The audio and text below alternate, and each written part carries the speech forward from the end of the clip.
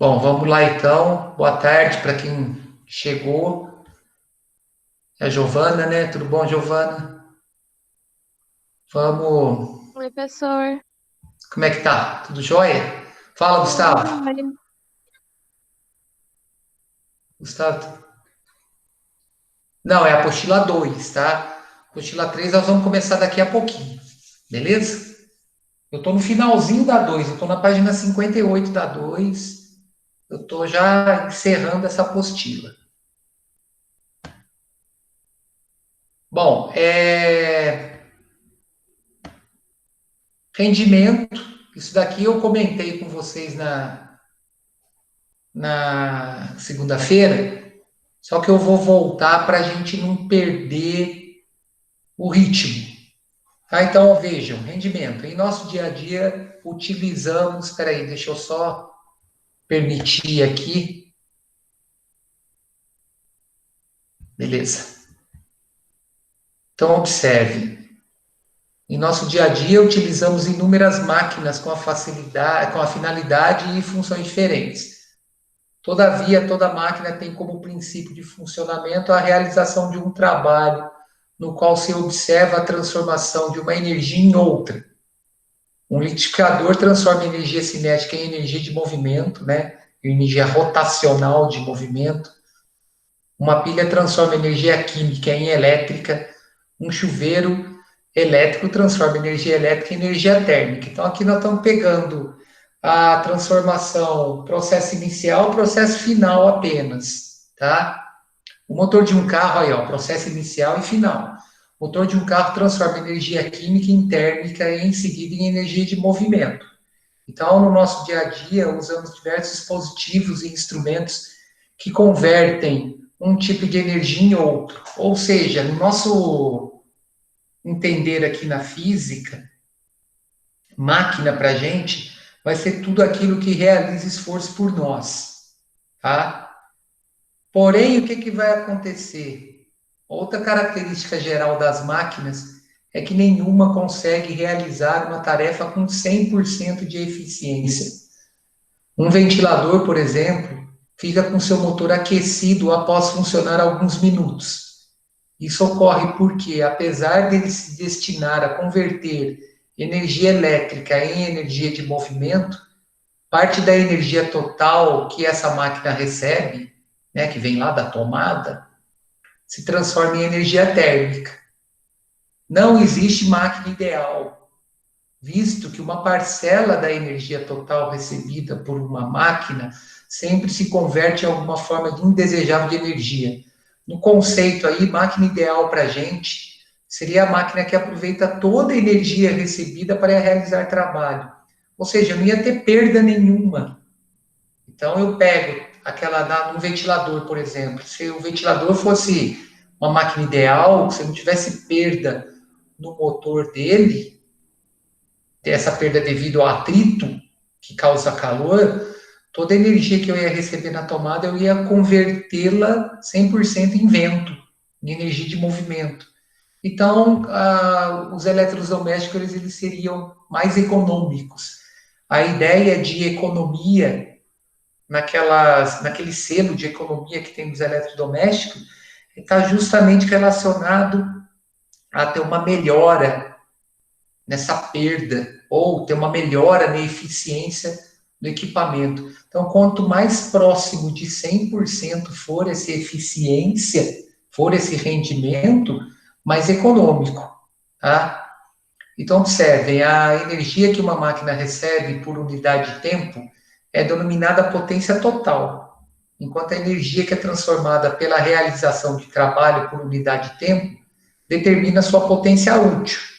A diferença entre as potências total e útil, que é a potência dissipada, equivale à quantidade de energia por unidade de tempo que é perdida, normalmente em calor. Bom, perdida para a gente aí é o termo que é adotado com a conotação de que a energia transformada naquela modalidade, que em geral é o calor, não é utilizado para o que se pretende, tá? Num carro, por exemplo, como eu disse anteriormente, O combustível que você coloca no automóvel, 25% apenas é transformado em movimento. O resto é tudo transformado em calor, em perda, pneu, no solo, vento na carroceria do veículo, contato das peças do motor com o bloco do motor, que é transformado em calor, vibração do motor, som do escapamento. Então, tudo isso gera perda, tá? O que a indústria automobilística está fazendo hoje em dia? Eles estão lançando carro com turbo na condição de tornar o carro mais econômico, porque aí eles reaproveitam uma parte da energia que ia ser dissipada pelo escapamento, eles reaproveitam isso para gerar energia no motor, tá? Tem carro 1.0 hoje com turbo. Esse turbo vai melhorar a eficiência desse motor, beleza? Bom, isso pode ser representado esquematicamente da seguinte maneira: essa relação em que eu tenho entre potência total, potência dissipada e potência útil. Então, observe, nesse diagrama, nós temos o seguinte: a máquina recebe uma potência total aqui, por exemplo, se for um ventilador, aquela energia que ela recebe quando ele é ligado na tomada.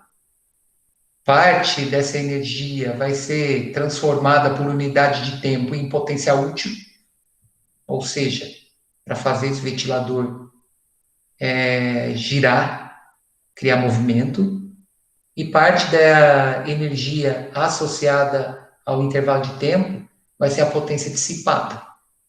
Então, observe, parte da potência fornecida a um dispositivo é aproveitada em trabalho útil, essa potência aqui, ó. Outra parte não é utilizada para realizar trabalho e, portanto, é perdida. No caso nosso, tudo que está sendo perdido vai estar relacionado à potência dissipada, tá? Então, como a energia se conserva no sistema, nós vamos ter o seguinte para uma máquina: tudo aquilo que ela recebe, uma parte ela vai utilizar para realizar trabalho e a outra parte ela vai perder, vai ser dissipado. Então, a potência total tem que ser a soma da potência que realiza trabalho, que é a potência útil, com a potência dissipada. Para finalizar, de acordo com essa relação, a potência total fornecida para uma máquina é igual à soma de suas potências útil e dissipada, no caso anterior. O rendimento, M, representa a eficiência de uma máquina, ou seja, o percentual da energia que efetivamente é transformada em energia útil. Matematicamente, o rendimento ele pode ser obtido pela seguinte equação. O rendimento é a razão entre a potência útil, aquela potência que ele utiliza para a realização de trabalho, dividido pela potência total, aquilo que ele recebe da fonte de energia, né? Então, quanto mais próximo de 1 tiver essa fração, melhor é o rendimento. Quanto mais próximo de 1, mais próximo de 100% eu estarei. Então, melhor é o meu rendimento. Bom, por ser calculado por uma razão entre grandezas de mesma unidade, né? No caso, o watt, que é a unidade de potência, o rendimento é um número adimensional, ou seja, sem unidade. Além disso, deve estar sempre compreendido entre 0 e 100%, ou seja, entre 0, que pode ser, e 1. Só que se for 1, é máquina ideal, tá? Então, próximo de 1. Um rendimento de 0 significa que a máquina dissipa toda a energia que recebe, ou seja, nenhuma parcela da energia total é aproveitada. Um rendimento de 100% significaria a existência de uma máquina ideal, ou seja, que conseguiria aproveitar toda a energia recebida. As máquinas reais, né, que a gente tem no dia a dia, operam com potência maior que 0 e menor que 100%, tá? Bom, com isso, a gente entra nas atividades e consegue encerrar esse volume 2. Eu já vou iniciar o volume 3 hoje, tá? Não tem problema que se eu não entrar em atividades no volume 3 hoje. Pelo menos a gente já iniciou. Na segunda-feira a gente faz uma conclusão, beleza? Eu só vou ver a relação dos alunos e a gente já entra nessas atividades.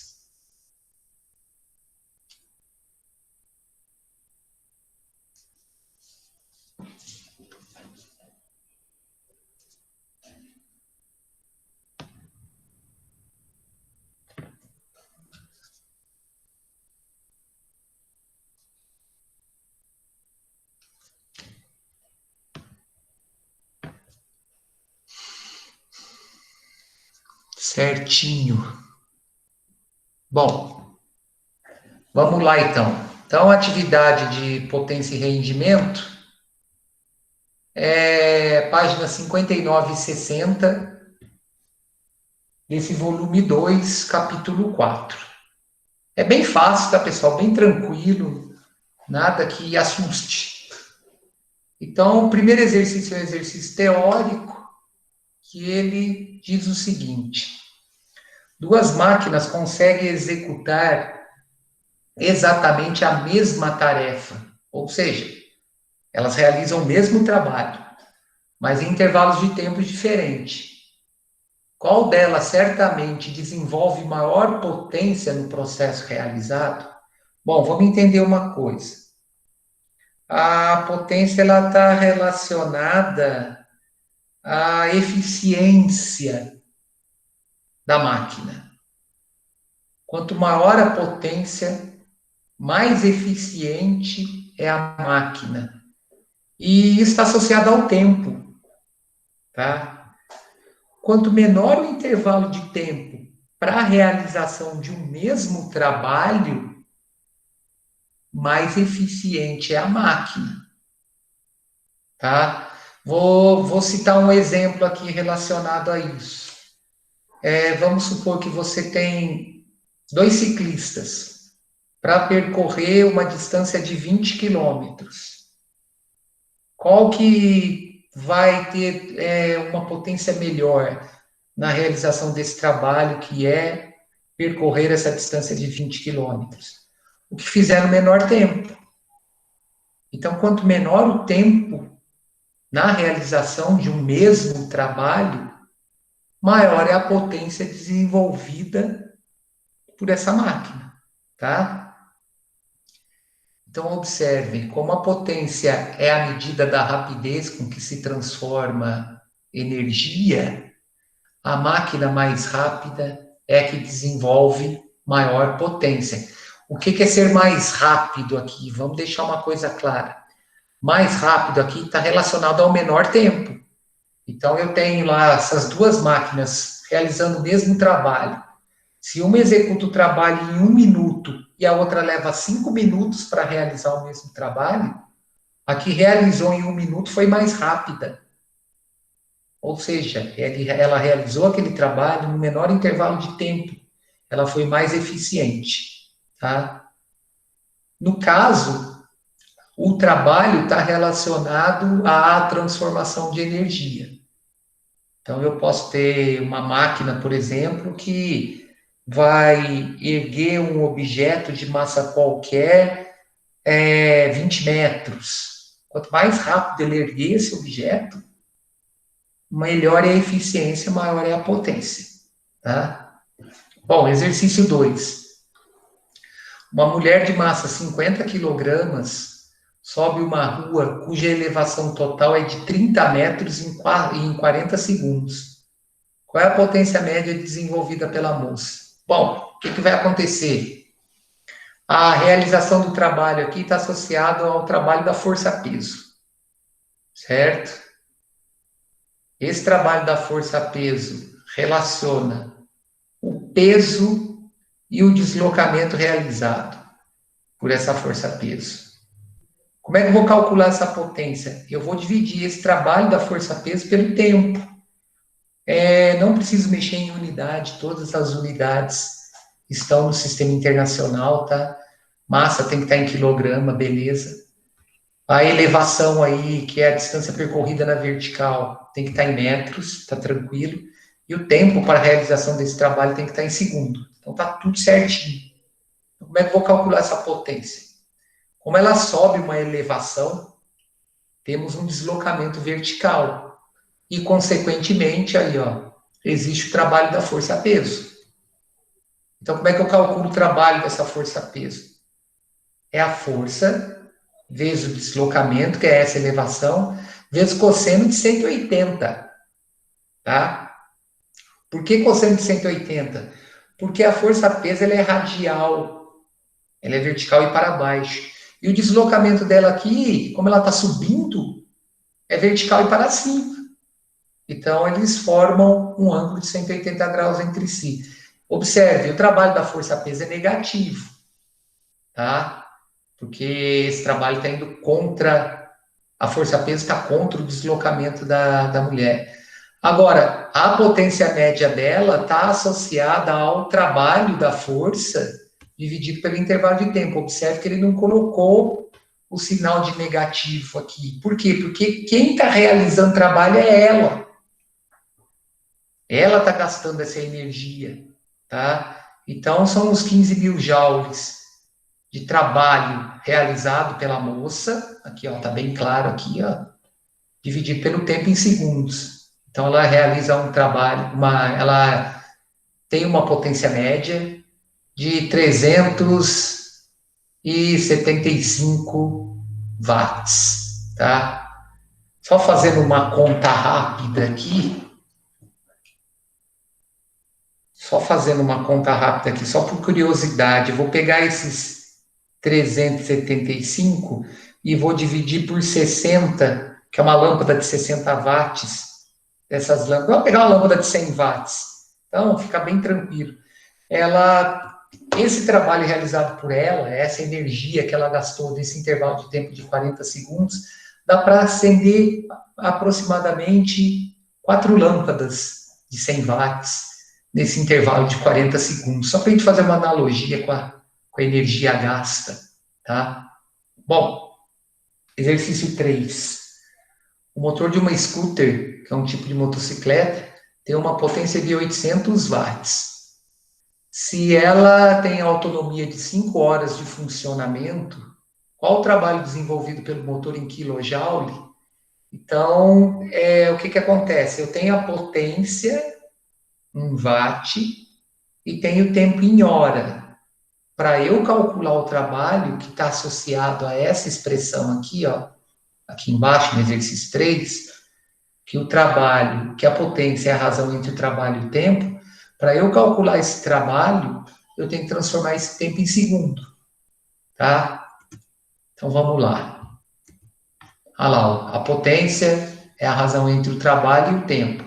Os 800 watts de potência da moto correspondem ao trabalho T, que nós vamos calcular, dividido pelo tempo em segundo. Olha lá, ó. Tempo em segundo aqui, eu vou multiplicar 5 horas por 60, transformo hora em minuto, e multiplicado por 60 de novo, eu transformo esse minuto em segundo. Ou eu podia ter multiplicado direto por 3.600, tá? Aí é só passar esse produto, 5 vezes 60 vezes 60, multiplicando 800 aqui. Então, eu tenho 14 milhões e 400 mil joules. Só que ele quer a resposta em quilojoule. Para eu ter a resposta em quilojoule, o múltiplo K aí, ele representa a divisão desse resultado por 1.000. Então, na hora que eu dividi esse resultado por 1.000, ou seja, na hora que eu cortei esses 3 zeros aqui, eu troquei esses 3 zeros pelo múltiplo K. Tá? Então, a resposta é de 14.400 joules. Exercício 4.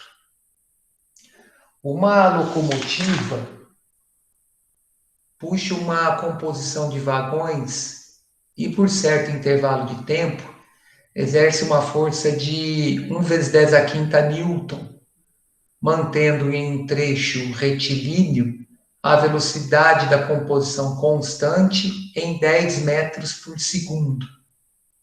Nessa situação, a potência dissipada pela força de atrito é de quanto? Pessoal, a gente tem que ficar bem atento com exercícios que envolvem velocidade constante, tá? Toda vez que eu tenho um corpo deslocando sobre uma trajetória com velocidade constante, isso significa que a resultante das forças que agem sobre esse corpo é igual a zero, é nula. Isso está dentro do princípio da inércia. Eu tenho duas condições para um corpo estar em estado de inércia. Ele pode estar em repouso ou em movimento com velocidade constante. A inércia caracteriza a força resultante nula sobre um corpo. Então, como ele está com velocidade constante aí, essa força que ele está aplicando de 1 vezes 10 a quinta newtons corresponde à própria força de atrito. A força aplicada tem uma direção, por exemplo, horizontal e para a direita. Aonde que vai surgir essa força de atrito? Ela vai ser uma força que vai surgir na horizontal, porém no sentido contrário para a esquerda. Então, quando a força aplicada tem o mesmo valor da força de atrito, a resultante das forças sobre o corpo é zero, e ele desloca nessa trajetória com velocidade constante, tá? Então, observem. Olha lá, como a velocidade mantém-se constante, a potência dissipada pelas forças de atrito é igual em módulo à potência desenvolvida pela força aplicada pela locomotiva para produzir movimento. Aí, na aula passada, eu defini a relação que eu tenho entre potência, força e velocidade. Né? Porque o que vai ser a potência? A potência é a razão entre o trabalho e o tempo. Esse trabalho é o trabalho de uma força constante. Vai ser o trabalho vezes o deslocamento vezes o cosseno de zero. Aí, quando eu estabeleço a razão entre o deslocamento e o tempo, nessa expressão, eu tenho a velocidade. Então, eu posso calcular a potência pelo produto da força aplicada, que é essa força constante, e da velocidade média do corpo, que no caso é a velocidade constante que ele se encontra. Então, como a velocidade é constante, a força resultante é nula, a força de atrito vai ser igual à força aplicada, logo, a potência associada a essa força de atrito é a potência da força aplicada. Então, basta multiplicar a força dada de 1 vezes 10 a quinta pela velocidade constante dele, que é de 10 metros segundos. Então, a potência associada a essa força de atrito é uma potência altíssima, é a potência de 1 vezes 10 a sexta watt. No caso aí, se eu trocar pelo múltiplo dessa potência de base 10 aqui, é essa potência de 1 megawatt. Quer dizer, é uma coisa que pode ser aproveitada. Essa perda que eu estou tendo, ela pode ser aproveitada, por exemplo, nesse exercício 5, que é o sistema KERS, que os carros de Fórmula 1 usam na hora da frenagem, tá? Então, ó, o 5, a gente já engatilhando nesse assunto de potência dissipada. O KERS é a sigla de Kinect Energy Recovery System, ou seja, Sistema de Recuperação de Energia Cinética. Apesar de ser chamado de sistema, o KERS, na verdade, é um conceito. Diferentes sistemas podem ser usados para cumprir o objetivo do KERS, que é acumular energia gerada nas frenagens, que seria desperdiçada, para ser usada quando o carro precisa acelerar.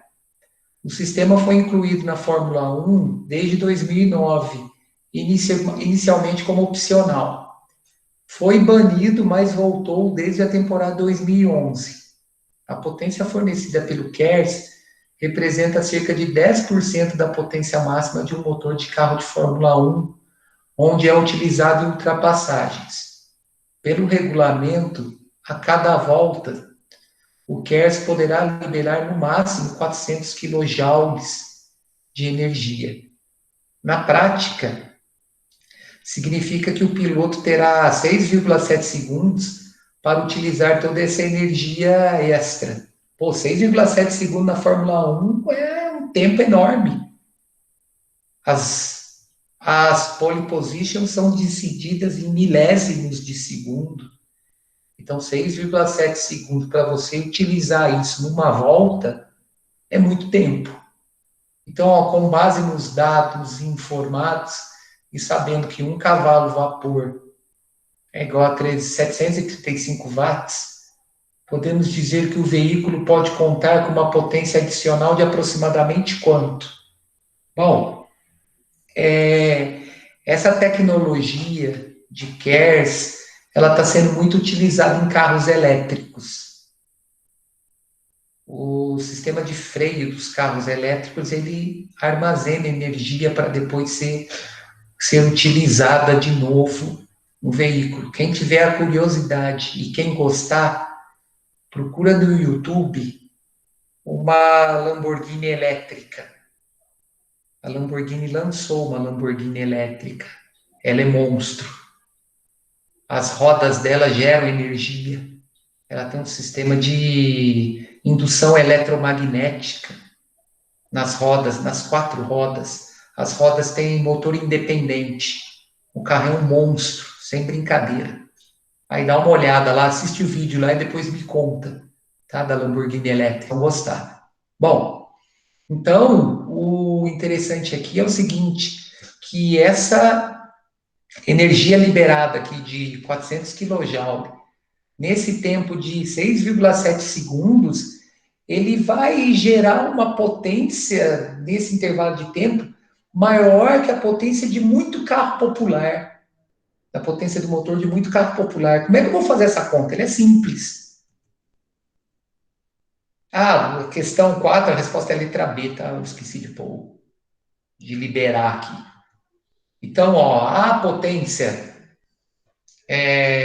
utilizada pelo sistema KERS vai ser a razão entre o trabalho, né, e o intervalo de tempo. Quem que é esse trabalho? O trabalho é essa energia liberada aqui, ó, de 400 quilojoules, ou seja, é a energia que foi acumulada na forma de calor e transformada em energia de movimento, certo? O trabalho é isso, é a transformação de uma energia em outro tipo.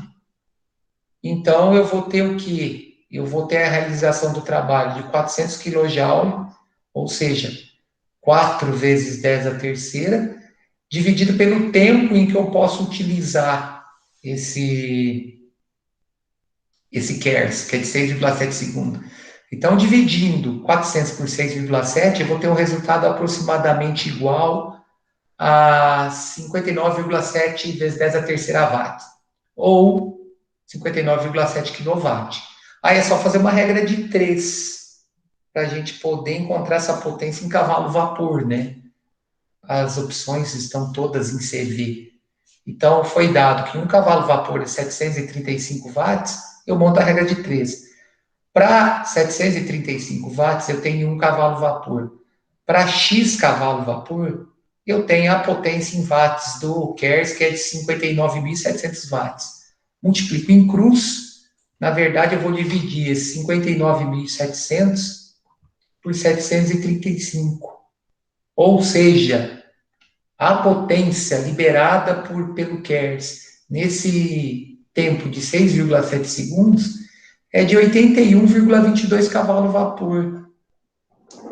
Para vocês terem uma ideia, a minha Saveiro, ela tem 109 cavalos vapor de potência no motor. Então, o que esse carro libera em 6,7 segundos é quase a potência que eu tenho no motor do meu carro. É muita coisa, é muita energia. Só que, se eu não me engano, esse sistema ele está banido de novo, porque ele estava favorecendo as equipes com mais dinheiro. Então, ele estava favorecendo muito, por exemplo, a Mercedes estava favorecendo muito a equipe como ela tem mais dinheiro, ela consegue fazer o desenvolvimento melhor da tecnologia. Então, como eles querem manter uma igualdade, né, entre os carros, se eu não me engano, eu não tenho muita certeza, se eu não me engano, ele foi banido de novo, tá? Porque tudo que eles colocam na Fórmula 1 é para desenvolvimento de tecnologia para a indústria automobilística, tá? Continuando. Então, a resposta é a letra C. Exercício 6.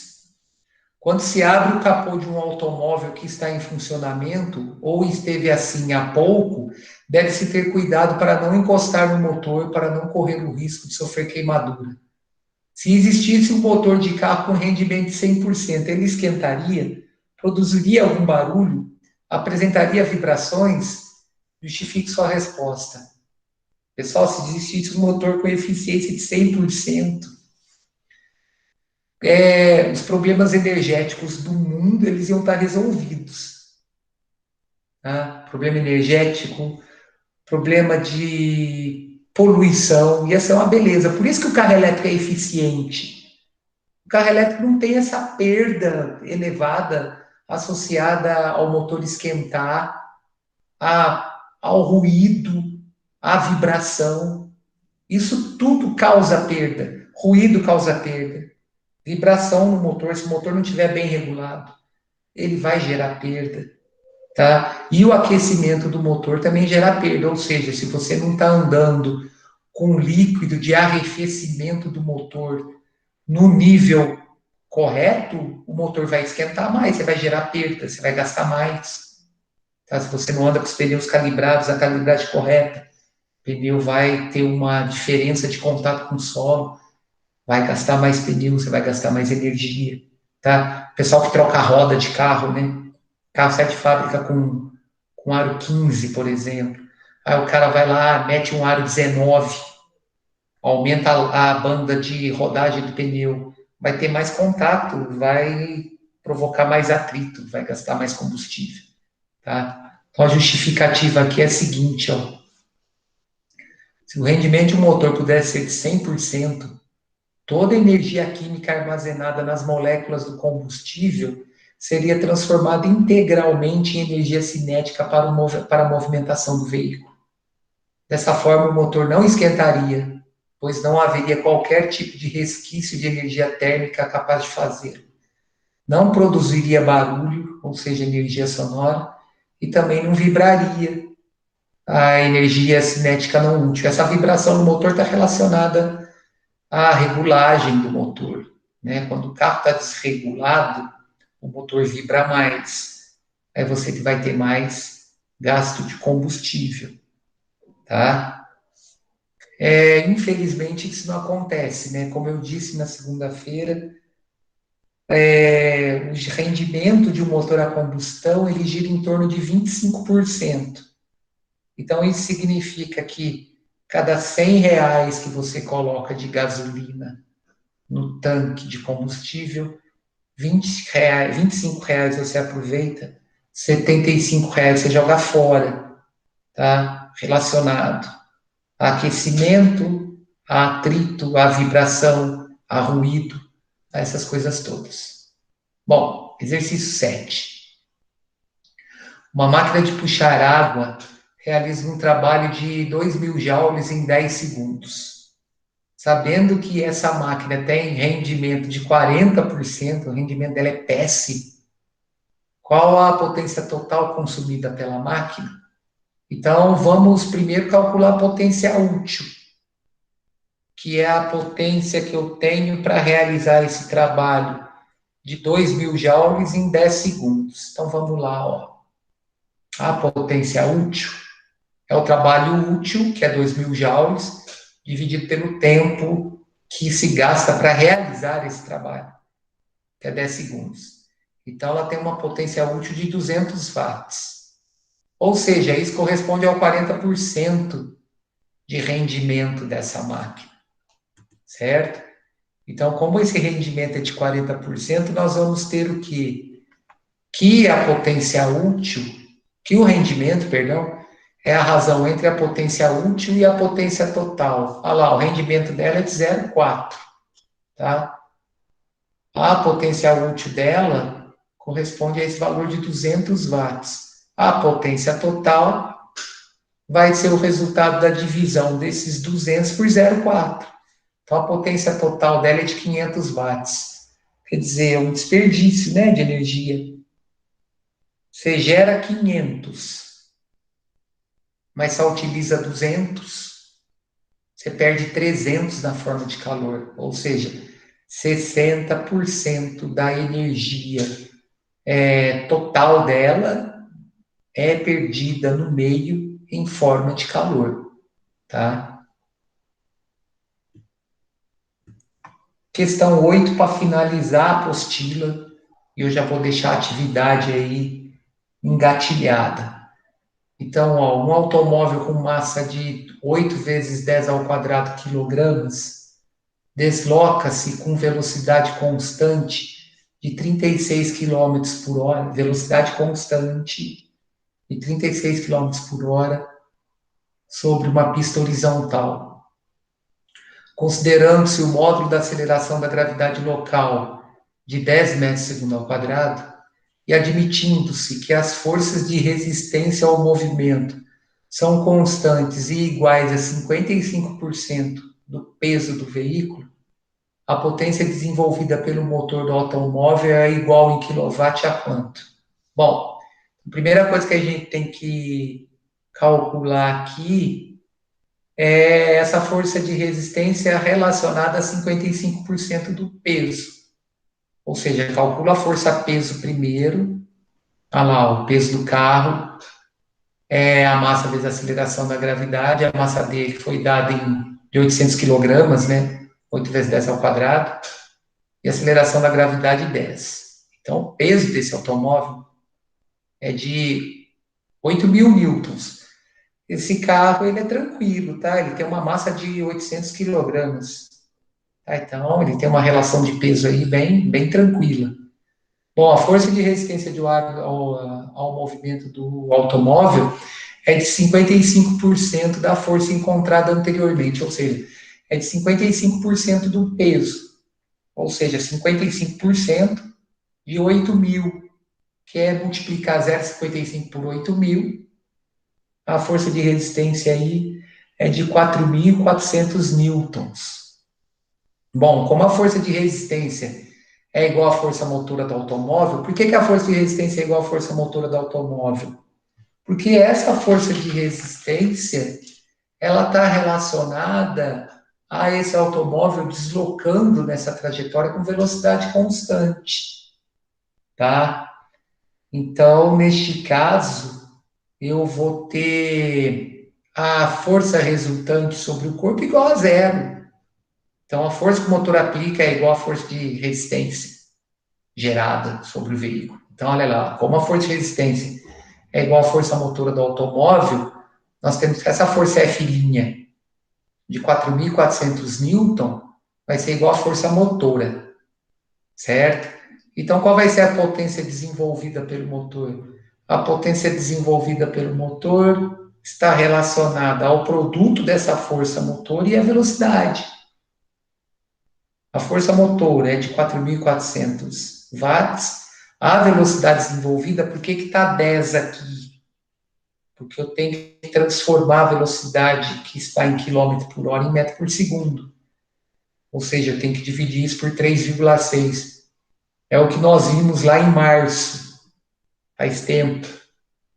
Foi uma das primeiros, dos nossos primeiros contatos foi relacionado a essas transformações de unidade. Tá? Dividir isso por 3,6, eu acho a minha velocidade em metros por segundo. Como ele quer o resultado em quilowatt, está lá, ó, 44.000 watts, esses 3 zeros aqui corresponde ao múltiplo K, né? Potência de base 10 expoente 3. Então, a potência é de 44 quilowatts, a resposta é a letra C. Bom, o que vai acontecer? Na segunda-feira, eu deixei dos exercícios 7 a 9 para resolver. Já teve um pessoal que me entregou, tanto é que tem uma dúvida, o Eugênio está com uma dúvida no exercício 9. Então, como todo mundo ainda não me entregou, eu vou resolver essa dúvida na segunda-feira. Eu já estive conversando com ele. Na segunda-feira eu vou resolver esse exercício. Então, pessoal, vocês têm para entregar na sexta, além dos exercícios de 7 a 9, esses exercícios agora de 10 a 17. Então, é do 7 ao 17, tá? No total. Páginas 63 e 64, tá? Então, do 7 ao 9, página 63, do 10 ao 17, página 64, isso até sexta, beleza? É aquilo que a gente conversou, que eu comentei na segunda-feira. Eu não vou mais receber atividade fora do prazo, tá? Fica muito complicado depois para eu poder corrigir. Porque o que eu tenho que fazer? Eu tenho que baixar e ver quem fez, ver se de repente lá na atividade tem alguém com dúvida no exercício. Tá? É só colocar uma interrogação, igual o Eugênio fez, foi perfeito. Eu já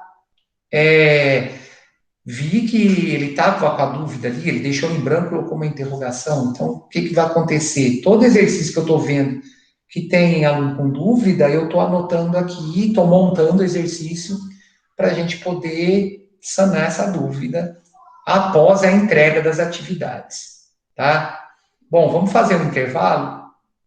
Às 13h25, a gente volta, aí a gente já volta na apostila nova, viu, Gustavo?